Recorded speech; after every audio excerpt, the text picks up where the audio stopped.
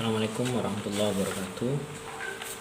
Alhamdulillahirrahmanirrahim. Allahumma shalli ala sayyidina Muhammad wa ala ali sayyidina Muhammad. Dalam kesempatan ini saya akan membahas tentang desain industri. Desain industri itu berbeda dengan desain komunikasi visual, sudah barang tentu, sudah pasti itu. Karena kalau desain komunikasi visual itu kan kalau kita bicara bagaimana agar pesan bisa disampaikan secara visual gitu ya, ada di baliho, ada di video, ada di gambar dan sebagainya. Tapi kalau desain industri memang mereka punya kesamaan. Desain komunikasi visual dan desain industri ini punya kesamaan karena sama-sama desain, artinya sama-sama ada sense of artnya, ada unsur-unsur seninya di dalamnya, ada desainer yang membuatnya. Namun ada perbedaannya karena desain industri ini relatif cenderung, khususnya yang kita bahas, yang sedang saya bahas adalah desain dari produk yang diindustrikan. Produk yang diindustrikan itu maksudnya produk yang dimassalkan, yang dikomersilkan secara massal.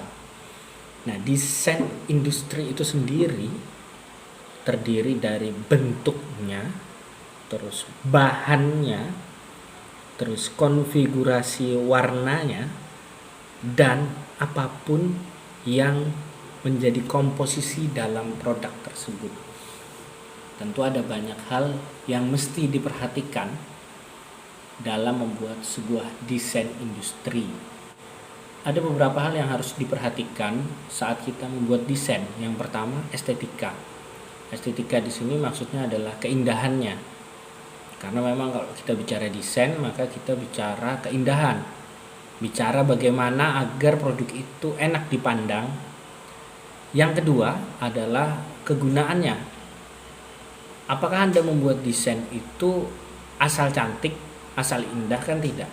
Tapi dia juga harus bisa dipergunakan sesuai peruntukannya.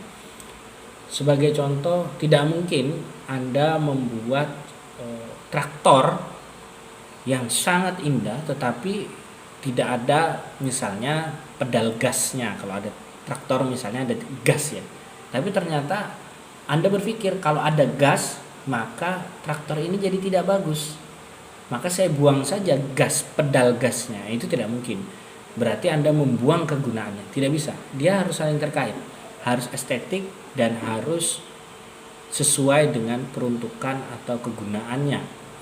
Anda buat kulkas, tampaknya cantik ini kalau kulkas 2 pintu, yang satu pintu itu di depan, yang satu pintu di belakang misalnya.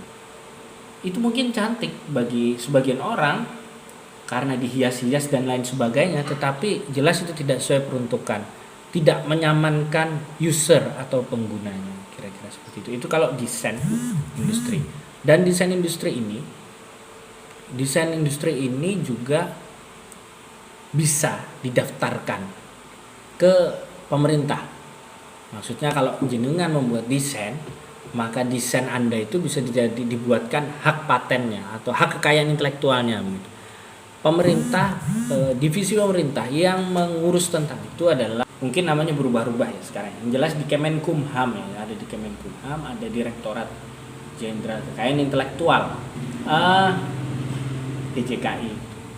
Ada banyak hal yang dinilai oleh DJK ini, Direktorat Jenderal Kekayaan Intelektual. Yang pertama adalah kebaruan. Artinya apa? Artinya sebuah desain itu harus punya kebaruan, harus beda dengan desain-desain lain. Karena ini kekayaan intelektual, desain itu kekayaan intelektual, maka dia harus punya kebaruan. Karena kalau tidak punya kebaruan berarti Anda menjiplak, kira-kira seperti itu. Jadi itu yang bisa saya sampaikan, bahwa desain yang kita maksud dalam desain industri ini, desain yang saya maksud dalam desain industri dalam pembahasan ini adalah desain lebih cenderung ke desain produk sebuah